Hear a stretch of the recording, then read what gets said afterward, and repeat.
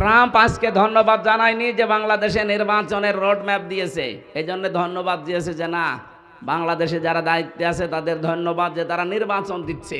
তার মানে বিশ্ব এতদিন জানে যে দেশে কোনো নির্বাচন হয়নি। আর আপনি এত বড় মিথ্যা কথা, একটা হাসি মানুষ, সে পাঁচই হোক আর হাসি হোক, এত বড় মিথ্যা কথা একটা হাসি মানুষ বলে কি করে? না, আপনার এই কথাগুলো বিশ্বে প্রচার হলে আমরা হাসির পাত্র হয়ে যাব। সারা দুনিয়া জানবে যে বাংলাদেশে তো এমনি মিথ্যা কথা বলতো, তো এখনো মিথ্যা ছাড়েনি। কথা বলেন না কেন? আমি আশা করছি আপনারা আর মিথ্যা কথা বলবেন না। এ দেশটা বিশ্বের 257টা দেশের ভেতরে একটা উজ্জ্বল দৃষ্টান্ত। সারা জীবন ভারত আমাদের বিপক্ষে মিথ্যাচার করেছে যে আমাদের দেশে নাকি সংখ্যালঘু নির্যাতন হয়, অথচ এখন সবচাইতে বিশ্বে বেশি সংখ্যালঘু নির্যাতন ভারতে। ওরা মুসলমানদেরকে গরু খাওয়ার অপরাধে জবাই করে, আল্লাহর ঘর মসজিদগুলো কালকেও একটা ভেঙেছে। সারা বিশ্বে শুনি যে মাটির নিচে বিভিন্ন মানুষ তেল পায়, গ্যাস পায়, সোনা পায়, লোহা পায়, আর এই শয়তানরা সব মাটির নিচে মসজিদ পায়। ওরা মাটির নিচে এখন মন্দির পাচ্ছে, মসজিদগুলো ভেঙে ভেঙে বলছে এখানে 500 বছর আগে মন্দির ছিল। জবাই করা দরকার হয় মুশরিকদেরকে। আল্লাহ তো কোরআনে এমনি দেয়নি, ইয়া আইয়ুহাল্লাযীনা আমানু ইন্নামাল মুশরিকুনা নাজাসুন। হে ঈমানদারেরা, ভালো করে শোনো, মুশরিকরা অপবিত্র। ফাকতুলুহুম, তাদেরকে হত্যা করো যেখানে পাও। এমনি বলেন, আমার মনে হয় এই কারণে বলিস, যারা আল্লাহর ঘর ভুয়া ধোয়া তুলে ভেঙে দিতে পারে, বলে 500 বছর আগে এই জায়গায় মন্দির ছিল, আমরা ভেঙে আবার মন্দির বানাবো। এখন যদি বলে ঢাকার স্বামীবাগের ইস্কন মন্দির যেটা, এটা 500 বছর আগে মসজিদ ছিল, বলেন কি করব? আমাদের ধর্মে যেহেতু বাড়াবাড়ি নেই, আমাদের ধর্মে যেহেতু জোর জবরদস্তি নেই, এই জন্যে 850 বছরে এলাকাটা মুসলমান শাসন করেছে। এরপরও একজন হিন্দুকেও জোর করে আমরা মুসলমান বানাইনি। কথা বলেন না কেন? যদি ধর্মে আপনাদের মতো এরকম উগ্রপন্থী উগ্রতা থাকতো, আমাদের ধর্মে বাড়াবাড়ি থাকতো, আল্লাহর কসম এই এলাকায় একটা হিন্দু থাকতে পারতো না, সব মুসলমান হয়ে যেত। আমরা পরধর্ম সহিষ্ণু জাতি এই পৃথিবীতে। 257টা রাষ্ট্রে এখন রেকর্ড বের হচ্ছে, সবচাইতে বেশি সাম্প্রদায়িক সম্প্রীতি নিয়ে মানুষ বাস করে বাংলাদেশে। গতকালকেও পঞ্চগড়ের একজন আর ওই যে ঝিনাইদহ মাগুরা, এই 2 জেলার 2 মহিলা গেছে ইন্ডিয়াতে, ওরা হাতের চিকিৎসা করাবে এই জন্য গেছে। ওখানে হিন্দু সাংবাদিক ওই মলম যেটা আছে, এরকম কিছু আছে না জারজ, এই জারজগুলোর নামে কালকে দেখলাম এই জারজের নামে একটা মামলা হয়েছে, যে চট্টগ্রাম নিয়ে নেবে এই কথা জানিয়েছিল। এদেরকে যে বলছে আপনাদের মনে হয় বাংলাদেশে টিকতে দিচ্ছে না, আপনাদের মেয়েদেরকে মনে হয় রেপ করা হয় না, বলছে না 5 তারিখের পর থেকে আমরা আরো সব চাইতে বেশি নিরাপদে আছি। এই 15.5 বছরই আমরা ঝামেলায় ছিলাম। শয়তান কথা শোনার পরে ওর মুখ গেছে বিড়ালের মতো। এটা আন্তর্জাতিক বিশ্বে আজ মিডিয়াতে প্রচার হচ্ছে, তামাম দুনিয়া এখন জেনেছে যে এরা উগ্র, এরা সবচাইতে মানবতার জন্য মারাত্মক শত্রু। ট্রাম্প একজন খ্রিস্টান, ডোনাল্ড ট্রাম্প কি বলেন? তাদের খ্রিস্টান ধর্মের মেয়েদেরকেও এই মুশরিকরা ছাড়ে নাই। আপনারা দেখেননি ভারতে উলঙ্গ করে খ্রিস্টান 2টা মেয়েকে হাঁটিয়েছে, এটা ট্রাম্প দেখছে না? ও সাথে মাতাল হলেও তাহলে ঠিক আছে, এখানে ক্ষমতা পাওয়ার পরে 20 তারিখে জানুয়ারি তার শপথ হবে। ও বলেছে শপথ নেওয়ার পরেই 16 লাখ ভারতীয় যারা আছে এই দেশে আমেরিকায় সব পাঠিয়ে দেব। এবার ঠেলা টের পাবে। মানুষের ক্ষতি করতে গেলে আল্লাহ কিন্তু তারে ছাড় দেয়, ছেড়ে দেয় না। যেন যা করেছেন মানব হত্যার সাথে আপনারা জড়িত, গণহত্যার সাথে যারা জড়িত, এই মানুষগুলোকে আল্লাহ বলেন আমি ঘৃণিত করে দেই। আর যারা মানুষের বিরুদ্ধে দুর্বিসন্ধি করে, ষড়যন্ত্র করে, বিপদে ফেলে দেয়, যেখানে বসে বসে এই কাজ করে ওই জায়গাটাও আল্লাহ অভিশপ্ত করে দেয়। এর প্রমাণ বাংলাদেশ। না, মাইকটা নেওয়া আমার মনে হয় ঠিক হয়নি, এ মাইক কোনো মাহফিলে দেবেন না। যারা পারবেন না সে কাজ করতে যান কেন? এখন বলেন যে আপনার কারেন্টের ভোল্টেজ নেই। কেন 4-5টা জেনারেটর নিতে পারেননি? আমার এই গলাটা এখন ভেঙে গেলে এখন আমার অনুষ্ঠান বাকিগুলো কি হবে? যে এখনই তো গলা ভেঙেছে, এই জন্যে যে আসতে চায় না বাইরের গুলোতে। সূরা নমল 19 নাম্বার পারার 20 নাম্বার পৃষ্ঠা 7 নাম্বার লাইনে আছে, এটা 52 নাম্বার আয়াত। আমি আয়াতটা বাংলাদেশের সাথে মিলিয়ে দেখেছি। ফাতিলকা বুয়ুতুহুম খাবিয়াতাম বিমা যালামু।